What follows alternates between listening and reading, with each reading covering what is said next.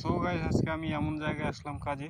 আর দেখতে পাবেন আমার চ্যানেলে সুন্দর একটা আমি এসেছি কাজে।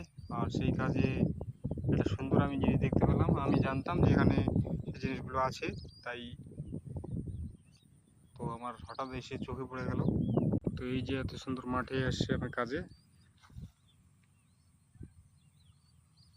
আর সুন্দর যে জিনিসগুলো দেখতে পাওয়া যায় এগুলো হচ্ছে লাল পদ্ম। কিন্তু খুব একটা প্রিয় জিনিস আমার, সুন্দরভাবে ফুটে আছে লাল পদ্ম।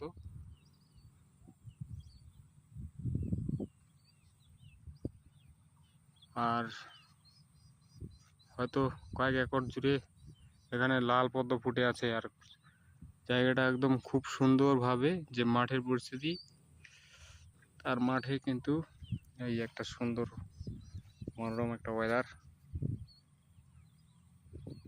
কত সুন্দর দেখতে পাচ্ছেন। আর মাঠের লোক কিন্তু কাজ করছে,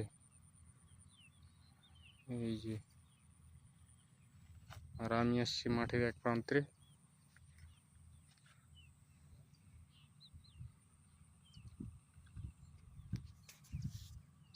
এখানে সবকিছুই সুন্দর, কিন্তু প্রচুর রোদ, গরম। আর না বললেও নয় যে হাওয়া নেই খুব একটা। জিনিস হচ্ছে লাল পদ্ম, খুবই ভালো লাগলো এখানে এসে। আমি শুনছি এর আগে যে এখানে নাকি লাল পদ্ম ছিল, তাই এখানে চলে আসলাম। চলে আসারও একটা জায়গা নয় যে আমি হুট করে যেখানে যখন মনে হলো চলে আসলাম, তা নয়। তো এখানে আসার কারণ ছিল যে আমাকে একজন স্পেশালভাবে ডেকেছিল লোক কাজের জন্য, তো তাই চলে আসলাম।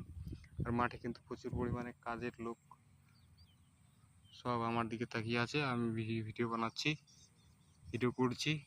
বানাতাম না, সব স্পেশালভাবে আজকে লাল পদ্ম চোখে পড়লো, তাই আমি একটা ভিডিও বানাচ্ছি।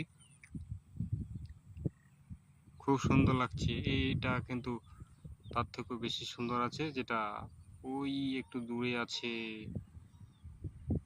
এই যে দেখতে পাচ্ছেন, এটা খুব সুন্দরভাবে দেখা যাচ্ছে না মোবাইলের লাইটে। তো যাই হোক, কাদের কাদের ভালো লাগে লাল পদ্ম কমেন্টে অবশ্যই জানান। একটা লাইক, কমেন্ট, শেয়ার, সাবস্ক্রাইব অবশ্যই করবেন যদি ভালো লাগে আমার ভিডিওগুলো। Thank you for the watch. আমি যেটা কাজে আসছি সেটাই তো ভুলে গেলাম, তো আপনারা অনেক কিছু মনে করতে পারেন। তো কাজে এসছি আমি, এই যে এটা নষ্ট জিনিস হয়ে পড়ে আছে, তো এটাকে আমি মেরামতি করতে হবে, ঠিক করতে হবে। Thank you.